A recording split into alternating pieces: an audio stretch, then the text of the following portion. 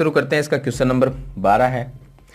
इसमें दिया गया कि आंधी आने के कारण एक वृक्ष का ऊपरी भाग टूटकर 37 तल पर 60 डिग्री का कोण बनाता है। यानी कि हम मान लेते हैं कि यहाँ से लेके यहाँ तक इतना लंबा एक पेड़ है, लेकिन वो पेड़ यहाँ से इसकी जड़ हो गई, ये शिखर हो गया। अब ये पेड़ यहाँ से बीच में से टूट जाता है, तो इसका जो ऊपर का ये भाग है ये इस साइड में आ जाता है। तो से ऊपर का भाग है वो जमीन पे आके यहाँ से इसका शिखर टच होता है। तो हम मान लेंगे कि ये पेड़ आधा रह गया। यहाँ से टूटने के बाद में ये पेड़ इस तरह से नीचे गिर जाता है, और यहाँ पर ये ज़मीन है, यहाँ पर भी ये आधार, मतलब कि इस आधार के साथ में क्षैतिज समतल के साथ में 60 डिग्री का कोण बनाता है। तो यहाँ पर कोण जो बन रहा है वो 60 डिग्री का, यानी कि ये पेड़ का ऊपरी भाग ये है पेड़ का, पहले टूटने से पहले बड़ा था पेड़, यहाँ से टूट गया, नीचे गिर गया। गिरने के बाद में इस ज़मीन के साथ में यानी कि क्षैतिज के साथ में 60 डिग्री का कोण बनाता है। तो ये होगा 60 डिग्री। अब इसमें दिया गया है कि वृक्ष का शिखर क्षैतिज तल पर वृक्ष की जड़ से 10 मीटर दूर है। तो वृक्ष का शिखर कौन सा हो गया? ये वृक्ष का शिखर हो गया, क्योंकि टूटने से पहले ये ऊपर था, टूटने के बाद में ज़मीन पर गिर गया, गिरने के बाद में शिखर तो यही रहेगा। और ये जो पेड़ की जड़ है, जड़ यहाँ पर है, इससे कितना दूर है? 10 मीटर। तो ये इसकी लंबाई हो जाएगी 10 मीटर दूरी पर मिलता है। टूटने से पहले वृक्ष की ऊंचाई ज्ञात करो। अब टूटने से पहले वृक्ष कितना बड़ा था पूरा, वो हमें बताना है। तो देखिए ये आधा वृक्ष है और आधा इस साइड में आ गया, तो इसको हम मान लेंगे, इसको भी x मानेंगे और इसको भी, क्योंकि दोनों ही ये पेड़ के भाग हैं। तो हम क्या करेंगे, ये यहाँ से लेके यहाँ तक यानी कि a से लेके b दूरी निकालेंगे ऊंचाई, और ये c हो गया। तो a से लेके c ये भी पेड़ का ही भाग है। तो दोनों भाग अलग अलग हम सरल करेंगे, ज्ञात करेंगे, x का मान निकालेंगे और दोनों x के मान को लास्ट के अंदर हम प्लस कर देंगे यानी कि जोड़ देंगे, तो वो पूरे पेड़ की ऊंचाई है वो आ जाएगी। तो चलिए सबसे पहले हम ज्ञात करेंगे, ये 90 डिग्री का यहाँ पर कोण बनता है। तो पहले हम लेंगे कि ये लंब भुजा है और ये आधार है, तो हम लेंगे लंब बटे आधार। तो लंब बटे आधार आता है tan थीटा में, तो यहाँ पर लिखेंगे tan थीटा बराबर लंब बटे आधार। अब थीटा का मान 60 डिग्री है, तो यहाँ पर लेंगे tan 60 बराबर में लंब भुजा का जो मान है वो x लेंगे, और अपॉन में इसके लिख देंगे आधार जो इसका 10 है वो लिख देंगे। tan 60 का मान होता है √3, इसके बट्टे में 1 लिख सकते हैं, और ये होगा x बटे 10। x का मान ज्ञात करना है हमें, तो x को 1 से गुणा करेंगे, x 10 को √3 से गुणा करेंगे, 10 √3 आ जाएगा। ये आ गया हमारे पास में इस x की ऊंचाई। तो इस x का मान हमने ज्ञात कर लिया। अब हम ये भी पेड़ का भाग है, तो इस x का मान है वो ज्ञात करेंगे। चलिए दूसरा इसका मान ज्ञात करते हैं। तो इसमें देखिए ये इस x के साथ में ये आधार अगर लेते हैं तो ये कर्ण और ये आधार, तो आधार बट्टे कर्ण या कर्ण बट्टे आधार। तो देखिए हमें सीधा सीधा लेना है लाल बट्टा कक्का में। अगर हम ऐसे लेते हैं कि कर्ण और आधार, तो ऊपर देखिए k है नहीं इसके अंदर, तो हम इसका उल्टा करके लेंगे आधार और कर्ण, आधार बट्टे कर्ण लेंगे। आधार बट्टे कर्ण आता है कोस थीटा में, तो इसको लिख देंगे कोस थीटा बराबर होता है आधार बट्टे कर्ण। अब थीटा का मान 60 डिग्री लेना है, तो इसको लिख देंगे कोस 60 बराबर में आधार बट्टे कर्ण। आधार का मान यहाँ पर 10 है, तो ये लिख देंगे 10, और कर्ण भुजा का मान x है, x। कोस 60 का मान होता है 1/2 बराबर में 10/x। x को 1 के साथ में गुणा करेंगे x, 10 को 2 से गुणा करेंगे, वज्र गुणा कर लेंगे, 10 को 2 से गुणा करेंगे 20। अब देखिए इस x की और इस x की दोनों की हमने लंबाई है वो ज्ञात कर ली। तो ये दोनों ही पेड़ के भाग है, दोनों भाग को जोड़ देंगे, तो ये x और इस x को प्लस कर देंगे। तो यहाँ पर लिख देंगे पेड़ की कुल ऊंचाई, दोनों को जोड़ देंगे। तो यहाँ पर देखिए ये हो जाएगा, ये 10√3 है, 10√3 प्लस में ये 20 है, तो 20 और 10 हो जाएंगे 30√3 मीटर। ये हो जाएगी पेड़ की कुल ऊंचाई। अब देखिए यहाँ पर 30√3 मीटर ये पेड़ की कुल ऊंचाई। अगर हमारा आंसर ऐसा नहीं आता है तो हम क्या करेंगे, यहाँ पर √3 का मान लिख के पहले इसको गुणा सरल कर लेंगे। तो ये x का मान जो आएगा 10 गुणा 1.732, √3 का मान होता है ये, तो x बराबर आ जाएगा 17.732 32, उसमें फिर ये 20 प्लस कर देंगे। तो यहाँ पर 10, इसकी जगह हम 17.32 लिख के 20 प्लस करेंगे, तो इसका दूसरा आंसर ये हो जाएगा 17.32 प्लस में 20, तो 17 और 20 ये हो जाएंगे 37.32 मीटर। तो ये भी इसकी ऊंचाई है वो आ जाएगी, यह 30√3 मीटर हो जाएगी। तो ये था इसका क्वेश्चन नंबर 12। चलिए इसके बाद में शुरू करते हैं इसका क्वेश्चन नंबर 13। चलिए अब शुरू करते हैं। क्वेश्चन नंबर 13 है, इसमें दिया गया है कि किसी अपूर्ण मीनार के आधार से, अपूर्ण का मतलब है कि जो मीनार पूरी नहीं है, आधी बनाई हुई है, तो अपूर्ण मीनार के आधार से, तो हम ये मान लेते हैं कि यहाँ से लेके और यहाँ तक एक अपूर्ण मीनार है। इसके आधार से 120 मीटर दूर, आधार इसका ये हो गया, तो इससे एक दूरी लेंगे, ये 120 मीटर दूर मान लेंगे इसको कि ये दूरी है 120 मीटर है। दूर किसी बिंदु से, ये बिंदु हो गए यहाँ पर, इस बिंदु से मीनार के शिखर का ओनियन कोण 30 डिग्री है। अब यहाँ से यहाँ शिखर का ओनियन कोण है वो 30 डिग्री, तो इसको हम इससे मिला देंगे इस तरह से। ज्ञात कीजिए कि मीनार को और कितना ऊंचा बनाया जाए। अब मीनार ये अपूर्ण मीनार है, अब इसको कितना और ऊंचा बनाए, तो हम मीनार को थोड़ा और बड़ा बना देंगे कि इतना ऊंचा हमने और बना दिया मीनार को, जिससे उसी स्थान पर मतलब इसी बिंदु पर उसका ओनियन कोण 60 डिग्री हो जाए। तो इसको हम इससे मिला देंगे।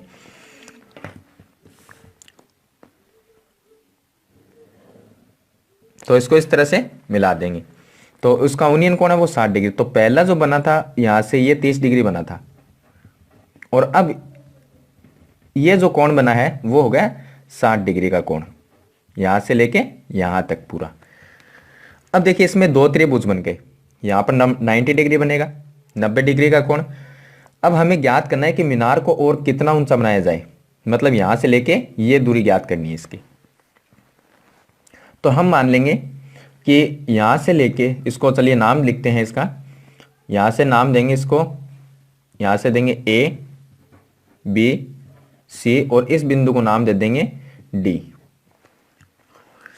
देखिए यहां से AB जो दूरी है उसको मान लेंगे हम H1 जो ऊंचाई है, और जो ऊपर की ऊंचाई रहेगी A से लेके D तक उसको मान लेंगे हम H2, ये मान लेंगे। तो यहां से लेके यहां तक की दूरी को हमने H1 माना है, और यहां से लेके यहां तक की जो दूरी है उसको हमने H2 मान लिया, और यहां से ये आधार इसका 120 मीटर दिया गया है। अब हमें ज्ञात करना है कि मीनार को और कितना ऊंचा बनाया जाए जिससे उसका कोण है वो 60 डिग्री हो गया। तो मतलब यहाँ A से लेके जो D तक हमने और इसको ऊपर बनाया है वो इसकी ऊंचाई है वो ज्ञात करनी है। तो देखिए H2 को हम कैसे निकालेंगे, पूरी ऊंचाई इसकी है वो यहाँ से लेके यहाँ तक है। तो देखिए अब इसकी पूरी ऊंचाई की बात करें कि D से लेके B तक, इस पूरी ऊंचाई को हम मान लेंगे कि वो पूरी जो ऊंचाई है वो इसकी H है। अब देखिए H2 निकालने के लिए क्या करेंगे, पूरी ऊंचाई में से, पूरी ऊंचाई इसकी H है, तो H2 किस तरह से निकलेगा, H2 बराबर, H2 का मान निकालना है हमें। तो H2 इस तरह से निकलेगा कि पूरी जो ऊंचाई है H, उसमें से हमें माइनस करना होगा नीचे वाली इसकी ऊंचाई है उसको, A से लेके B तक है H1, उसको माइनस कर देंगे, तो ऊपर वाली जो दूरी है ऊंचाई है वो रह जाएगी। मतलब कि पूरी में से नीचे वाली को माइनस कर देंगे तो ऊपर वाली रह जाएगी H2। तो इस तरह से निकाल, इसके लिए देखिए अब हमें H2 का मान भी निकालना है, H का भी निकालना है और H1 का भी निकालना है। चलिए सबसे पहले हम इसकी जो पूरी दूरी है वो ज्ञात करते हैं, या हम H1 का मान है वो निकाल लेते हैं। कोई भी मान निकाल लेंगे, इनमें से तीनों ही निकालना पड़ेगा। तो देखिए यहाँ पर हम पहले त्रिभुज लेंगे A, B और C, इसमें H1 निकाल लेंगे। तो यहाँ पर लिखेंगे त्रिभुज ABC में, इस त्रिभुज के अंदर ABC लिया है हमने, इसके अंदर जो कोण है वो 30 डिग्री है यहाँ से कोण इसका। तो इसमें देखिए इसकी ऊंचाई H1 है, आधार 120 है, तो लंब बटे आधार हो गया, और वो आता है tan थीटा में। तो tan थीटा का मान यहाँ पर 30 डिग्री लेंगे, क्योंकि इस त्रिभुज में कोण 30 डिग्री है, तो ये लेंगे 30 डिग्री। बराबर में लंब जो इसका है वो H1 हो गया, तो H1 अपॉन में लिख देंगे, लंब बटे आधार होता है, आधार 120। tan 30 का मान होता है 1/√3, बराबर में लिखेंगे H1 बटे 120। अब यहाँ से H1 का मान निकालना है। H1 को √3 से गुणा करेंगे तो ये हो जाएगा √3 H1 बराबर 120 को 1 से गुणा करेंगे 120 आ जाएगा। H1 बराबर आ जाएगा 120 और इसके भाग, ये इसके गुणा में है √3 तो इसके भाग में आ जाएगा √3। ये आ गया हमारे पास में H1 का मान। अब देखिए इसके बाद में दूसरी प्रोसेस में हम H1 हमने निकाल लिया। अब H निकाल लेंगे या H2 है, H निकाल लेंगे। तो H2 निकालने के लिए हमें सिर्फ H1 और H याद करनी है। तो पूरी दूरी निकालेंगे H। अब पूरी दूरी लेंगे H निकालने के लिए हमें त्रिभुज जो लेना पड़ेगा वो लेना पड़ेगा D, B और C। ये त्रिभुज लेना पड़ेगा और इसमें जो कोण है वो 60 डिग्री का कोण है। तो हम लेंगे त्रिभुज D, B, C, या इसको लिख सकते हैं B, C, D भी लिख सकते हैं। तो लिखेंगे त्रिभुज B, C, D में। तो अब देखिए इसके अंदर बड़े त्रिभुज के अंदर ये लंब जो है इसका यानी कि ऊंचाई पूरी है वो हमने h मानी है। तो ये h हो गई और आधार इसका 120 ही रहेगा। तो ये हो गया लंब बटे आधार, वो आता है tan थीटा में। तो यहाँ पर लिख दें tan थीटा का मान। यहाँ पर बड़ा त्रिभुज लिया है तो उसमें कोण भी बड़ा है 60 डिग्री, तो इसको लिख देंगे 60 डिग्री। बराबर में लिखे लंब बटे आधार। तो लंब इसका h है, पूरी ऊंचाई h है और बट्टे में आधार इसका 120। अब देखिए tan 60 का मान होता है √3, इसके बट्टे में 1 लिख देंगे, बराबर लिखेंगे h बटे 120 लिख देंगे। इसके बाद में h को 1 से गुणा करेंगे तो h आ जाएगा। 120 को √3 से गुणा करेंगे तो 120 अंडर √3 आ जाएगा। हमें H2 का मान निकालना है, यानी कि मीनार को और कितना ऊंचा बनाया जाए। तो वो H2 इसकी ऊंचाई है। तो H2 निकालने के लिए H में से H1 को माइनस कर देंगे। तो चलिए यहाँ पर हम H2 बराबर H माइनस H1 ये लिखेंगे। अब हम H2 का मान निकालेंगे तो H2 बराबर H का जो मान आया है ऊंचाई, पूरी ऊंचाई 120 अंडर √3, उसमें से माइनस कर देंगे हम 120 √3, ये माइनस कर देंगे 120 बट्टे में इसके अंडर √3। चलिए इसके नीचे 1 लिखेंगे और इसका एलसीएम लेंगे तो इसका अंडर √3 एलसीएम आ जाएगा यानी कि लघुत्तम। अब देखिए 1 का भाग देंगे √3 में तो √3 आएगा और 120 √3 से इसको गुणा करेंगे तो 120 का तो 120 आ जाएगा। अंडर √3 से गुणा होकर 3 हो जाता है, माइनस ये एक दूसरे से देखिए भाग देंगे तो 1 आएगा और 120 को 1 से गुणा करेंगे तो 120 आ जाएगा। तो ये देखिए हमारे पास में हो जाएगा H2 बराबर ये 120 √3। अब देखिए इनमें ऊपर दोनों तरफ कॉमन आता है तो हम इसको कॉमन में ले सकते हैं कि 120 इसका कॉमन आ सकता है और ब्रैकेट में 3 माइनस ये यहाँ पर 3 रह जाएगा, माइनस में इस साइड में 120 कॉमन आ गया तो 1 रह गया और अपॉन में लिख देंगे √3। तो ये 120 गुणा 3 माइनस 1 ये हो जाएगा 2 और अपॉन में √3। अगर नीचे अंडर रूट में कोई संख्या रहती है तो ऊपर नीचे इसको आप परिमेयकरण कर सकते हैं, अंडर रूट थ्री ऊपर नीचे लिख के गुणा कर सकते हैं। तो चलिए इसको गुणा करेंगे तो देखिए 120 को 2 से गुणा करेंगे तो ये हो जाएंगे 12 दूनी 24 यानी कि 240। उसको अंडर रूट 3 से गुणा करेंगे तो √3 अपॉन में इन दोनों एक जैसी संख्या है, इनको गुणा करेंगे तो 3 आएगा और 3 का हम 24 में भाग दे सकते हैं तो 8 बार जाएगा और 0 है वो 80 रह जाएगा। तो चलिए यहाँ पर मैं आपको बता देता हूँ ये आगे। तो H2 बराबर यहाँ से देखिए ये H2 का मान चल रहा है, हमें H2 ही निकालना है। तो ये हो गया यहाँ पर 80 अंडर √3 रह गया और नीचे वाले सभी है वो कैंसिल हो गए। तो इसको देखिए अब अगर ये आंसर आता है तो सही है, अगर ये ना आंसर आए तो हम लिखेंगे 80 गुणा अंडर √3 का मान लिख देंगे 1.732 होता है। अब देखिए इन दोनों को अगर गुणा करते हैं तो इसका मान आता है 138.56 मीटर, ये आ जाएगा H2 का मान। और H2 ही हमें ज्ञात करना था कि मीनार को और कितना ऊंचा बनाया जाए, यानी कि यहाँ से लेके यहाँ तक जिसको हमने H2 माना था, तो उसका मान 138.56 मीटर। अगर इतनी ऊंचाई से मीनार इतनी ऊपर और बनाई जाए तो उसका कोण है वो 60 डिग्री हो जाता है। तो ये था इसका क्वेश्चन नंबर 13। हमें ध्यान ये रखना है कि हमें किस चीज़ का मान है वो ज्ञात करना है। जैसे कि मैंने यहाँ पर बताया है हमें H2 ज्ञात करना है तो हमें ये पता होना चाहिए कि H2 ज्ञात करने के लिए हमें कौन सी चीज़ों की ज़रूरत है।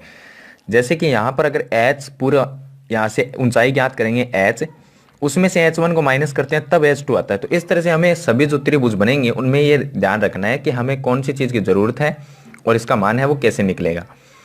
चलिए इसके बाद में शुरू करते हैं इसका क्वेश्चन नंबर 14। चलिए अब शुरू करते हैं। इसका क्वेश्चन नंबर 14 है। इसमें लिखा है कि एक मीनार के आधार से, तो चलिए सबसे पहले हम एक मीनार बनाते हैं कि ये एक मीनार है, इसका आधार हो गया यहाँ पर, ये पॉइंट हो गया। तो आधार से 100 मीटर की दूरी पर, इस आधार से 100 मीटर की दूरी लेंगे, ये दूरी मान लेते हैं हम कि 100 मीटर की दूरी है। ये स्थित बिंदु 100 मीटर की दूरी पर यहाँ पर एक बिंदु स्थित है। इस बिंदु से शिखर का उन्नयन कोण 30 डिग्री है। अब इस बिंदु से हम शिखर की तरफ देखते हैं तो इसका उन्नयन जो कोण बनता है वो 30 डिग्री का कोण बन जाएगा। तो यहाँ से इसको इस तरह से मिला देंगे तो ये एक समकोण त्रिभुज बन गया और ये कोण जो बन रहा है वो बन रहा है 30 डिग्री का। तो यहाँ पर लिख देंगे 30 डिग्री। अब देखिए तो मीनार की ऊंचाई है वो ज्ञात करें। तो मीनार की ऊंचाई ये हो गई, इसको हम मान लेंगे कि H हमें ज्ञात करनी है। तो त्रिभुज को नाम देंगे A, B और C। अब देखिए इसमें ये एक सिंपल ए के त्रिभुज बना है इसके अंदर। तो इसमें हमें ऊंचाई ज्ञात करनी है और आधार इसका दिया गया है। तो ये हो गया लंब बटे आधार, वो आता है tan थीटा में। तो लिखेंगे त्रिभुज ABC में tan थीटा बराबर लंब बटे आधार होता है। तो इसको लिख देंगे लंब बटे आधार, थीटा का मान यहाँ पर 30 डिग्री। तो लिख देंगे tan 30 डिग्री बराबर लंब भुजा का जो इसका मान है वो हमने H मानना है। तो यहाँ पर लिखेंगे H और इसके अपॉन में लिखेंगे A का मान, यानी कि आधार वो है इसका 100। tan 30 का जो मान है वो लिख देंगे, tan 30 का मान होता है 1/√3 बराबर में H बटे 100 लिख देंगे। अब हमें H का मान ज्ञात करना है तो H को वज्र गुणा करेंगे, H को √3 से गुणा करेंगे तो ये आ जाएगा √3H बराबर में 100 को 1 से गुणा करेंगे 100। H का मान निकालना तो ये इसके गुणा में भाग में आ जाएगा। तो H बराबर 100/√3। अब नीचे अंडर रूट में संख्या रह जाती है तो उसको परिमीकरण कर सकते हैं इसका, √3 से ऊपर नीचे गुणा कर देंगे। तो ये देखिए 100 को √3 से गुणा करेंगे, ये हो जाएगा 100/√3 और इन दोनों को अगर गुणा करते हैं √3 को तो ये हो जाएगा 3। अब देखिए यहाँ पर है 100/√3, तो √3 का मान लिख सकते हैं। तो 100 गुणा 1.732। अब यहाँ पर 2 जीरो है तो ये 0.2 संख्या के बाद में लगा देंगे और इसके बट्टे में 3 वापस लिख देंगे। तो H बराबर ये आ जाएगा। देखिए यहाँ पर 2 जीरो है तो 2 अंक को बाद में पॉइंट लगा देंगे, इसका मतलब ये गुणा हो गया। तो ये हो जाएगा 173.2 अपॉन में इसके लिख देंगे 3। अब देखिए अगर इसके अंदर हम भाग देते हैं 173.2 में अगर 3 का भाग दिया जाए तो ये आ जाएगा हमारे पास में 57.73 मीटर। ये हो जाएगी इसकी ऊंचाई, जो कि मीनार की ऊंचाई हमें इसमें पूछी गई है 57.73 मीटर हो जाएगी। तो यह था इसका क्वेश्चन नंबर 14। चलिए इसके बाद में शुरू करते हैं इसका क्वेश्चन नंबर 15। अब देखिए इसका क्वेश्चन नंबर 15 है। इसमें लिखा है कि किसी स्तंभ की चोटी का उन्नयन कोण। तो हम ये मान लेते हैं कि एक स्तंभ बनाते हैं, यहाँ से लेके इतना बड़ा एक स्तंभ बना लेते हैं कि एक स्तंभ है, ये स्तंभ की चोटी हो गई और ये इसका आधार हो गया। अब देखिए इसमें लिखा है कि स्तंभ की चोटी का उन्नयन कोण समतल पर स्थित एक बिंदु से 15 डिग्री है। हम ये मान लेते हैं कि उन्नयन कोण बनाने के लिए हमें एक आधार की जरूरत रहती है। हम ये मान लेते हैं कि यहाँ पर एक पॉइंट है, एक बिंदु से इसका स्तंभ की जो चोटी है उसका जो उन्नयन कोण बनता है वो 15 डिग्री बन रहा है। तो हम इसको बना देंगे कि 15 डिग्री का कोण बनता है इस तरह से, ये हो जाएगा 15 डिग्री। अब इसमें लिखा है कि स्तंभ की ओर 100 मीटर चलने पर हम यहाँ पर खड़े हैं और ये स्तंभ है, तो हम स्तंभ की तरफ इस तरफ जाएंगे, इस तरफ जा रहे हैं और यहाँ तक आने के बाद में हमने दूरी जो तय की है यहाँ से लेके यहाँ तक वो 100 मीटर की दूरी तय की है कि यहाँ से हम यहाँ तक गए तो हमें 100 मीटर की दूरी है वो हम चल कर गए। चलने पर उन्नयन कोण 30 डिग्री। अब यहाँ पर जब हम आ गए तो आने के बाद में हम फिर से एक बार स्तंभ की चोटी की तरफ या शिखर की तरफ देखते हैं तो इसका जो उन्नयन कोण बनता है यहाँ से ये उन्नयन कोण, अब जो उन्नयन कोण बनेगा वो 30 डिग्री का बनेगा। तो यहाँ पर लिख देंगे 30 डिग्री का ये उन्नयन कोण बनता है। तो स्तंभ की ऊंचाई है वो ज्ञात करनी है। तो स्तंभ की ऊंचाई को हम H मान लेंगे, ये हमें ज्ञात करनी है। अगर दो त्रिभुज बन रहे हैं तो ऊंचाई है वो दोनों त्रिभुजों से हमें ज्ञात करनी होती है। और यहाँ पर दिया गया कि देखिए यहाँ पर दिया गया 15 डिग्री कोण, तो सारणी के अंदर 15 डिग्री का मान नहीं है, तो यहाँ पर दिया गया है क्वेश्चन के अंदर कि tan 15 का जो मान है वो 2 माइनस √3 हम लिख सकते हैं। तो चलिए सबसे पहले हम इसका नामकरण करेंगे, A, B, C और D, ये नाम देंगे। अब इसमें से कोई भी त्रिभुज एक त्रिभुज ले लेंगे, तो चलिए हम लेते हैं A, B, C त्रिभुज लेंगे। तो त्रिभुज A, B, C, हमें ऊंचाई ज्ञात करनी है। तो देखिए यहाँ से लेके जो ऊंचाई h है और ये C से D तक का जो आधार है वो तो 100 है, लेकिन पीछे वाला जो आधार है वो हमें नहीं पता, B से लेके C तक। तो हम ये मानेंगे कि B से लेके C तक की जो दूरी है उसको हम मान लेंगे x मान लेंगे। तो अब देखिए यहाँ से हमने त्रिभुज लिया है A, B, C लिया है, तो इसमें लंब हमें ज्ञात करना है, यानी कि ऊंचाई, और इसका आधार हमने x माना। तो लंब बटे आधार आता है tan थीटा में, तो ये लिखेंगे tan थीटा बराबर में लंब बटे आधार। थीटा का मान हमने त्रिभुज जो लिया है उसमें थीटा का मान 30 डिग्री है, तो लिखेंगे tan 30 डिग्री बराबर में लंब भुजा का मान यानी कि ऊंचाई h है, और इसका आधार हमने B से लेके C तक x माना है, तो लिख देंगे x। tan 30 का मान लिखेंगे 1/√3 होता है, बराबर में लिखेंगे h बटे x। हमें ऊंचाई ज्ञात करनी है, तो हम क्या करेंगे, यहाँ से h को √3 से गुणा करेंगे, तो ये हो जाएगा √3h, बराबर में x को 1 से गुणा करेंगे, x हो जाएगा, और h का मान यहाँ से निकालेंगे तो h बराबर ये हो जाएगा हमारे पास में x, इसके भाग में आ जाएगा √3, ये आ जाएगा h का मान। चलिए अब इसी तरह से हम दूसरा त्रिभुज लेते हैं। दूसरा यहाँ पर देखिए 90 डिग्री का कोण सिर्फ पूरे त्रिभुज के अंदर यहीं पर बनता है, तो हमें त्रिभुज जो दूसरा त्रिभुज लेंगे उसमें भी ये 90 डिग्री का कोण आना जरूरी है। तो चलिए हमने ABC त्रिभुज से h का मान ज्ञात कर लिया। अब हम दूसरा त्रिभुज लेंगे जिसमें 15 डिग्री का कोण आता हो और साथ में ये B भी आता हो, तो हम त्रिभुज लेंगे A, B और D, पूरा बड़ा वाला त्रिभुज। इसमें देखिए B भी आ जाएगा यानी कि 90 डिग्री का कोण भी आएगा, और साथ में D तक 15 डिग्री का कोण भी आ जाएगा। तो चलिए ABD लेंगे, तो ABD लेंगे तो यहाँ पर लिखेंगे त्रिभुज ABD में।